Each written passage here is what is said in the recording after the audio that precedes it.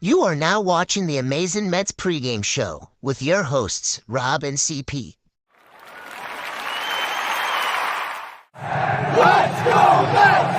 Let's go Mets! Let's go Mets! Let's go Mets! And misery begins, Met fans. Once again, we have heartache in a Mets season, and it started with opening day, game 1 against the Brewers. One lousy damn hit. Not only did the offense look anemic, not only did Jeff McNeil scuffed it up a little bit and got in Rhys Hoskins' face, basically, and started clearing of the dugouts and all that crazy stuff. And that led to the lack of offense. That led to basically, I thought the fire in this team was going to show up, and it didn't. Mets lose 3-1, as all of us know. 0-1 on the season. It wasn't a good game at all. I mean, out of all people, Starlin Marte had the best at-bats all game. Starlin Marte, the guy that was batting under 100, the guy that bat looked slow. Well, it didn't look slow yesterday. I mean, he nearly basically helped us win a game yesterday. If it was not as windy as it was yesterday, that ball that he crushed to right field might have been over the fence, and we're talking about a different ball game here. But once again, the problem that I continue to have with this team over and over again, and again, I'm not going to overreact to one game, right? We, as fans, we love to do that. The season is over. It's done. Offense is anemic. Let's get ready for football. Let's get ready for the hockey and NBA playoffs. No, it's one game. You're going to overreact to opening day because it's an event, and that's what baseball fans do. That's what sports fans do. But 8th inning, I go back to the 8th inning. I'll get to Batty. I'll get to Alvarez in a second. 8th inning, Francisco Lindor, right, the new bullpen guy, comes in for the Brewers. Lindor works a walk. Good at bat. Nice. If you're a Pete Alonso on the on-deck circle, you see the guy can't throw the ball over the plate. You're not a rookie. You're not in year 2. You're basically on year 6 of your career in Major League Baseball. You're considered a veteran, quote-unquote, leader of this team. How can you not pay attention to a guy on the mound, down by 2 runs, And you see the guy cannot throw strikes. He couldn't do it with Lindor. So what do you do at the plate?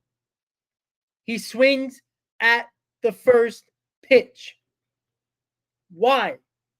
That just shows two things: lack of awareness, and you were trying to do too much in the moment and not let the game come to you. This is the problem that I have with Pete Alonso. This happens more often than not.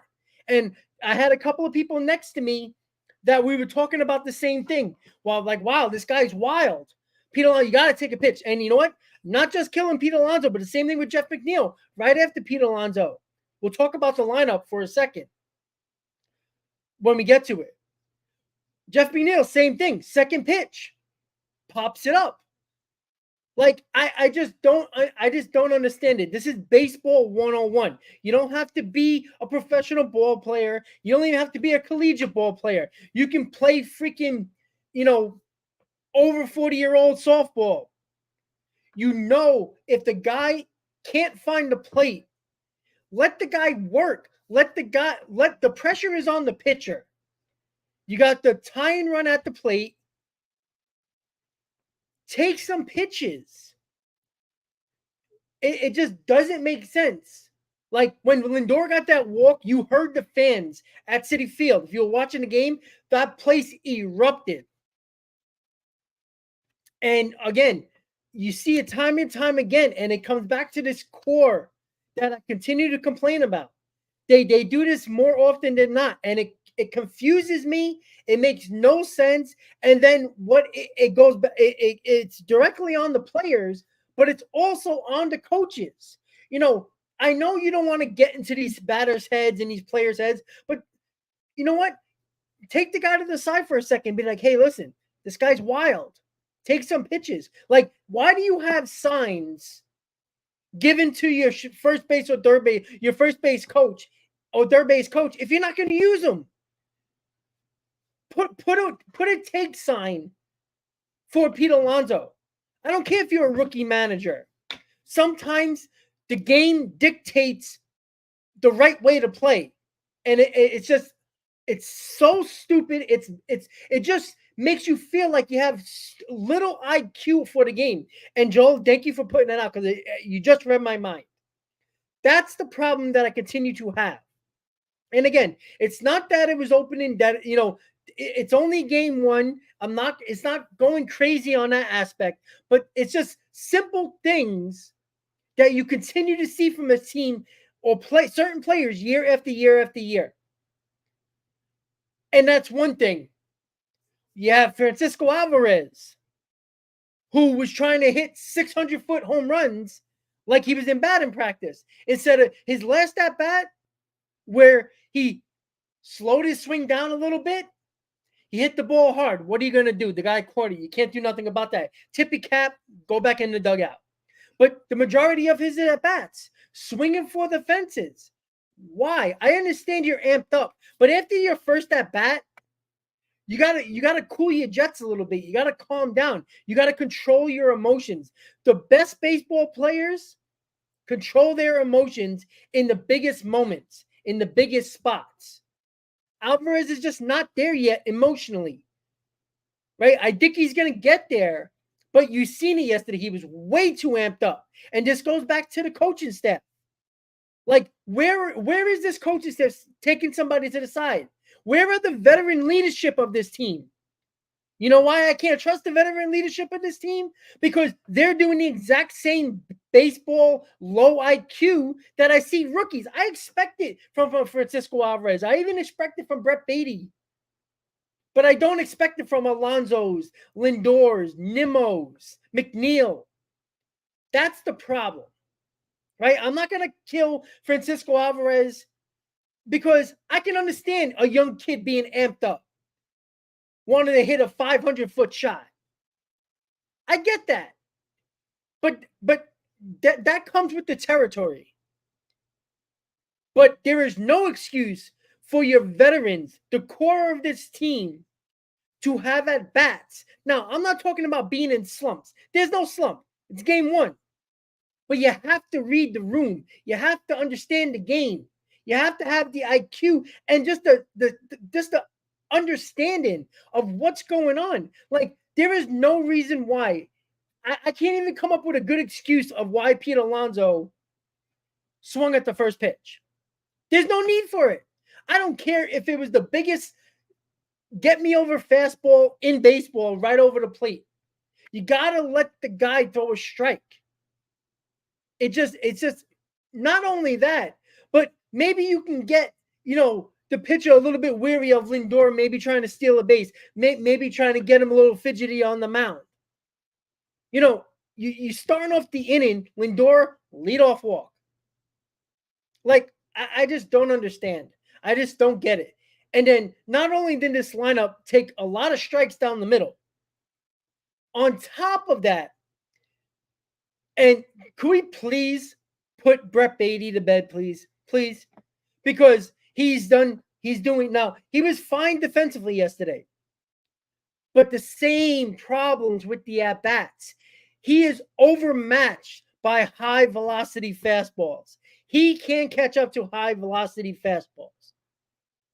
And what does he also do? Hits a ground ball. What else is new? Brett Batty, the back of his jersey just said ground ball. He can't catch up to high-velocity fastballs, and he cannot get the ball off the ground. This is what Brett Batty does. I'm so sick and tired. And you know what? Good job by Carlos Mendoza and whoever else decides the lineup, because you can't say, oh, there's a tough lefty on the mound. That's why Brett Batty's not in the game. No. You're a top prospect. If you're a top prospect, you need to be in there. So this is the whole thing with David Stearns talking about, and I told you this during the offseason. They don't give a damn about giving these kids at-bats at the major league level. If you don't perform, David Stearns, just like when he was with the Brewers, he does not wait. If you don't perform, you are getting replaced. And I don't care if you're going to say, oh, it's a tough lefty, that's why Brett Batty's not playing. It's game 2. Brett Batty, if you're really trying to get at bats, you can't get better if you don't see left-handed pitching, right? Why isn't Brett Batty in the game today? I'm going to tell you why. Because he has no understanding at the plate at the major league level. He can't catch up to high-velocity fastballs. He constantly hits the balls on the ground, and his demeanor was absolutely dog crap yesterday after his at-bats. So I'm glad Zach Short, who deserves to be on this roster, who deserves a start today. Tyrone Taylor getting the start today. I love it. Get the guys. They're pushing McNeil back, which he should have been yesterday, but they pushed him back. I understand Mendoza, first game, trying to mix it up a little bit, seeing what he can do with this lineup, but he saw it didn't work yesterday. It didn't work yesterday. Change it up. Nothing wrong with that. Give guys opportunities. That's what I like. Again, top prospect in the farm system, Brett Batty. You don't sit in game 2 because the lefty's on the mound. This isn't game 67 where there's a tough lefty on the mound. Like, all right, let's give Batty a day off. No, Batty should be in the lineup. So this whole nonsense that you heard David Stearns and the organization talked about want to give these guys at bats, they never said give these guys at bats at the major league level.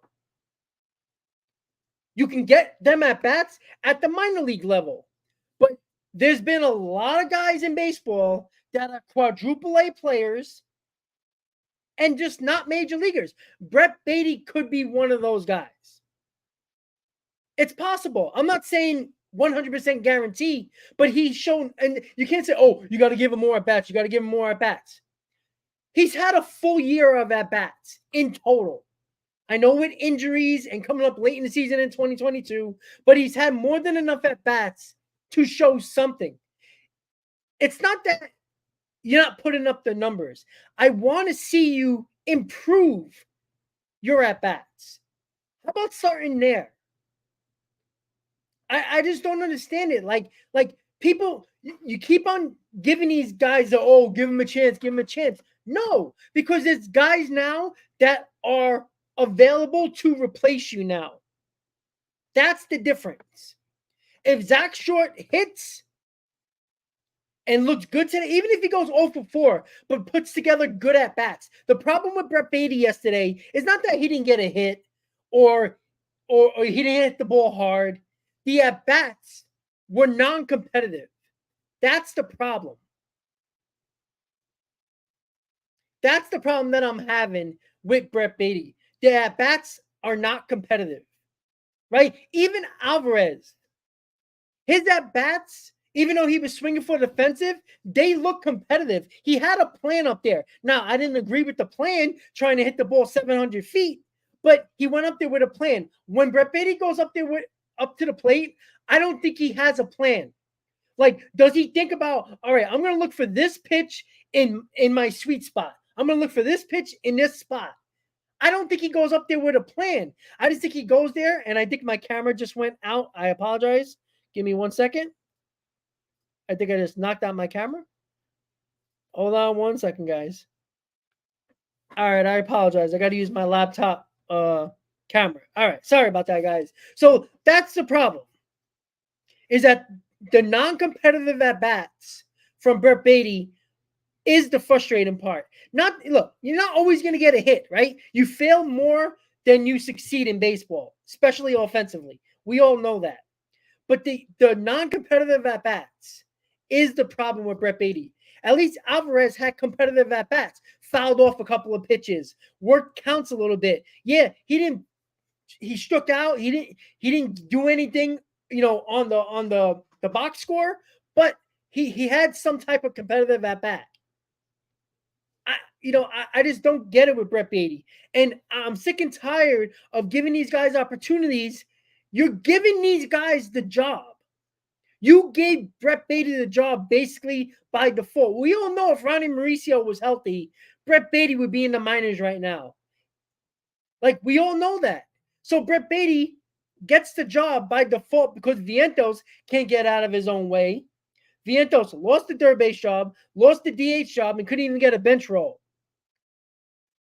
So Brett Batty, by default, is on this team because Vientos is garbage. Mauricio is injured. So Brett Batty is the default guy right now. But I'm going to tell you right now, if Zach Short has a good game, I guarantee you he'll be in the game tomorrow. And I have no problem with that. Earn your spot. I'm sick and tired of saying, oh, you can't go play Major League Baseball games and have the games count and have tryouts. That's what the minor leagues are for. Brett Batty showing he can do it in the minor leagues, can't do it in the major leagues. That's it. It's just that simple, guys. It's not hard. Hold on.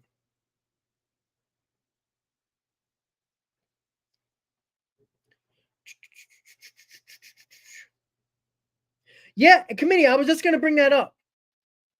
The bullpen looked good. And listen, if I told you Quintana gave you, what did he give you? 4 2/3, 2 runs, 6 hits. Quintana's not a strikeout guy. Quintana pitches to contact. If I told you if overall he would give you 5 innings, 2 runs, couple of strikeouts, 6 hits, you would have been like, I take that every day of the week. And then the bullpen, because they couldn't turn a double play, gave up 1 run.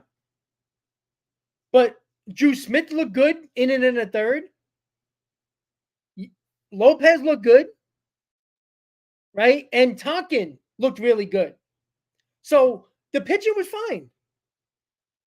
Yeah, Joel, exactly my point. And you know what? I'm glad you brought that up because there was a guy next to me, maybe in his late 60s, was saying, he goes, wow, Quintana, he can't get his fastball over. He was right. He couldn't get his fastball over. His breaking ball and off-speed pitches were working, but when the batters are looking for that because that's the only thing they know you can throw for strikes, they're not looking for your fastball. So Quintana basically had nothing, yet put a competitive game together. And this is why I keep on telling you that everybody's like, oh, you don't have a real ace. You don't have really a number 2. But you don't need this stuff in the regular season. right? You got to give you the whole point of a starter nowadays, if you're not an ace, is to keep your team in a ball game. Quintana did that. The pitcher was fine. I'm sorry. If you only give up 3 runs in a ball game, you should win that game. It's that simple. The offense embarrassed themselves yesterday. They had opportunities to do the job, and they did not. It's just that simple. The lineup's got to step it up. Quintana, who was going to pitch around 80 pitchers anyway, regardless of how he did, he gave you 4 2/3, 2 runs, and about 6 hits. And I think it was 4 strikeouts. That's it. I'm sorry. Quintana, yeah, would I want him to go an extra inning? Yeah, but it's not about innings anymore. More, it's about pitch count now. We knew that his pitch count was going to be between 75 and 80. He actually hit that mark. So regardless if he was pitching well or not and dominating, he would have been out of the game because you can't make him throw 100 pitches his first day out. You're just not doing that. But the pitcher was fine. The pitching was as expected. Quintana gave your team a chance to win. He came out of the game, the Mets down by 1 run. What else can you ask for? The offense had to pick him up, and they did it. So we got about 20 minutes until first pitch. We got Luis Severino on the mound against the hard-throwing lefty D.L. Hall, and he is a guy that throws extremely hard, got a nasty slider, so it's going to be – remember, the Mets have a hard time hitting lefties. This has been their MO the last couple of seasons. Even in 2022, when they were extremely good, they struggled against lefties. Oh, Joel, I even said that as well. Peralta. Yeah, like I said, listen, David Stearns has a direct line to the Milwaukee Brewers, right? He got Hauser and he got Tyrone Taylor,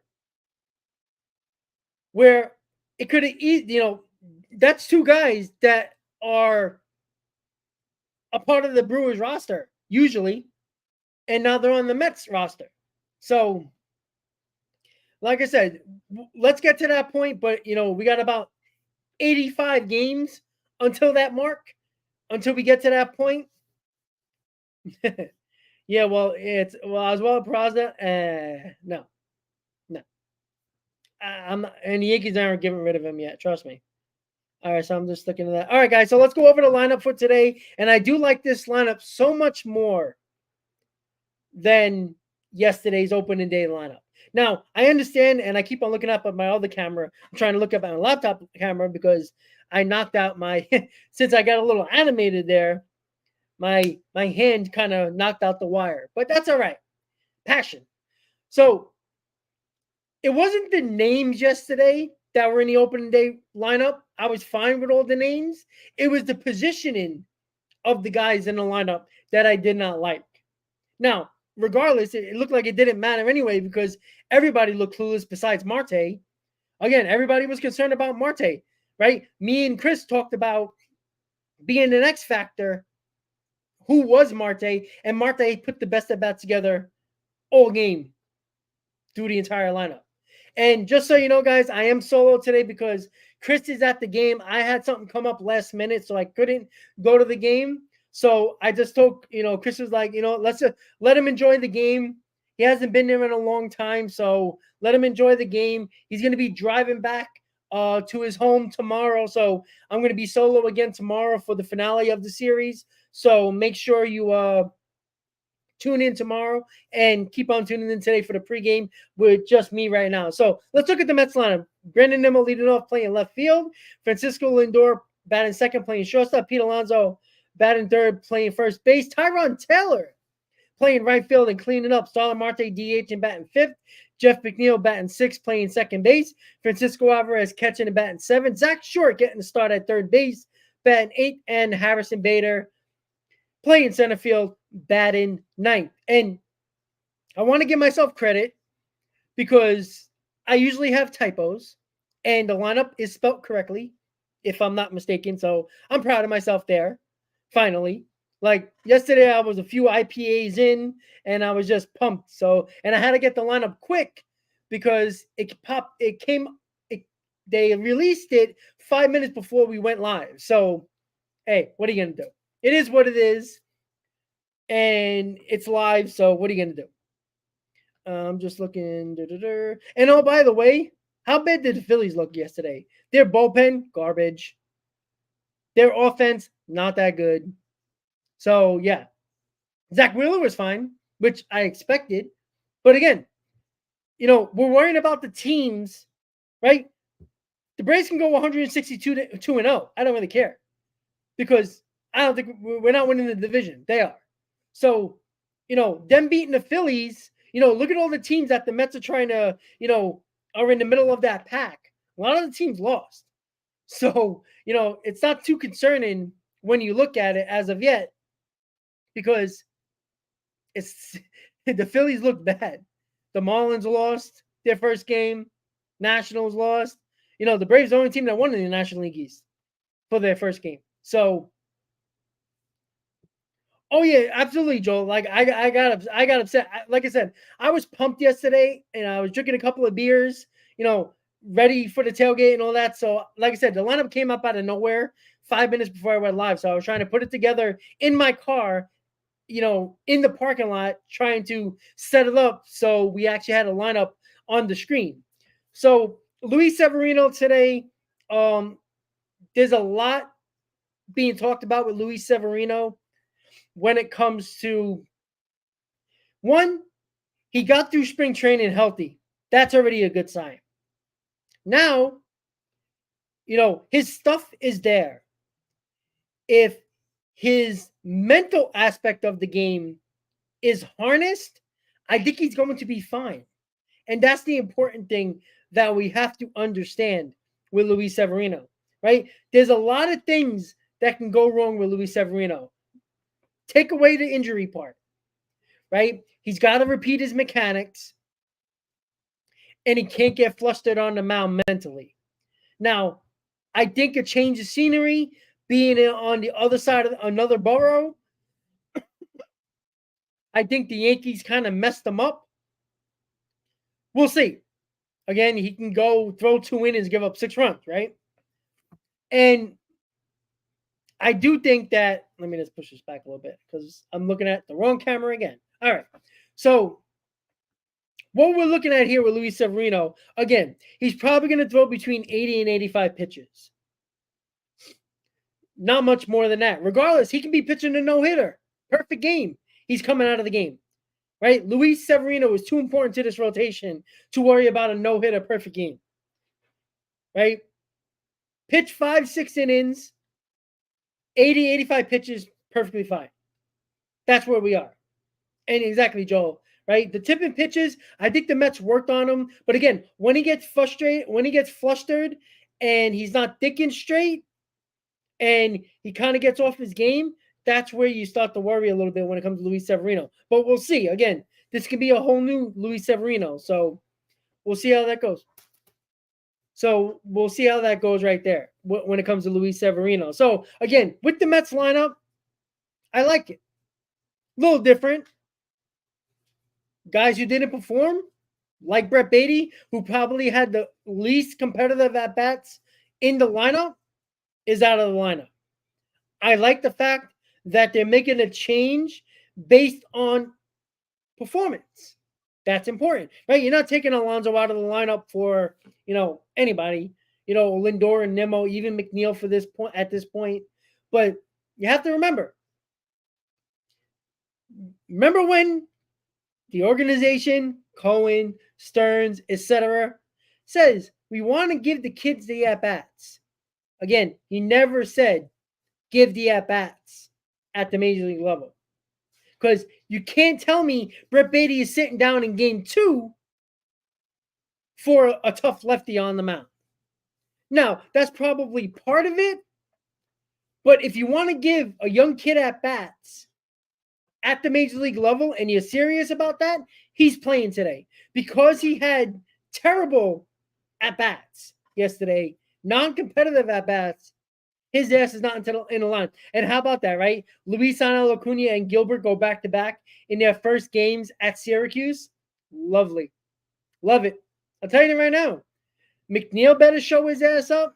Batty better show his ass up, because I'm telling you right now, there is no doubt in my mind Luis Angel Acuna will be on this team quickly if Brett Batty doesn't get his act together. You know what? Whatever you got to do, wherever you got to put at third base, whatever you got to do, if you got to move McNeil around a little bit or to put Acuna at second or somebody, shoot, put Zach Short at third base. I don't care. Figure it out. The fact of the matter is, Brett Batty is on a very short leash, and the Mets already played their hand and told you this by today's lineup. Let's see. Hoskins gets drilled today? I'd hope so. You know, the problem is we don't know if the umpires before the game warned both teams that if you throw at somebody, they're going to throw these guys out of the game. They did it yesterday with Michael Tonkin, right? Because Michael Tonkin, and shout out to Michael Tonkin. Michael Tonkin was ready. You saw the umpire go up to Tonkin and probably told him, hey, don't throw at this batter. We're going to throw you out of the game.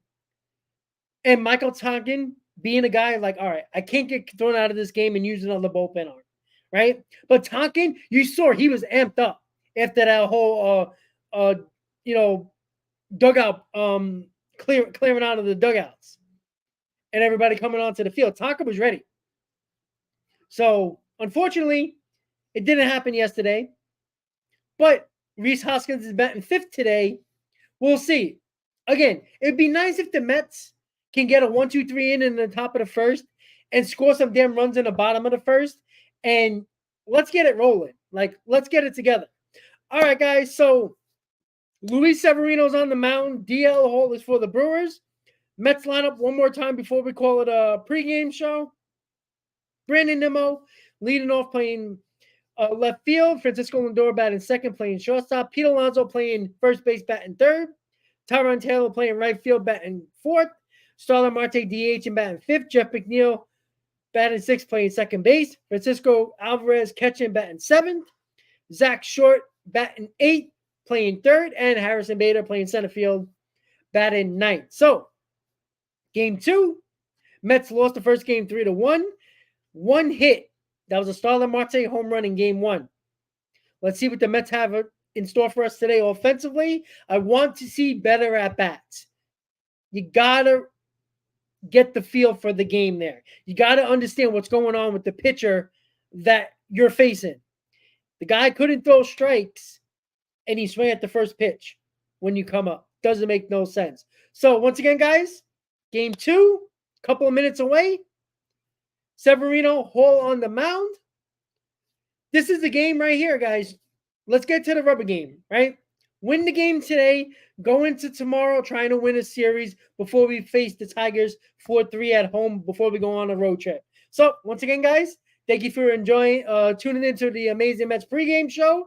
Don't forget, if you haven't hit that like button, please do. Don't forget, if you haven't subscribed to my channel and CP's channel, make sure you do, guys. Again, solo for today's show and tomorrow's show. Chris is at the game today enjoying himself.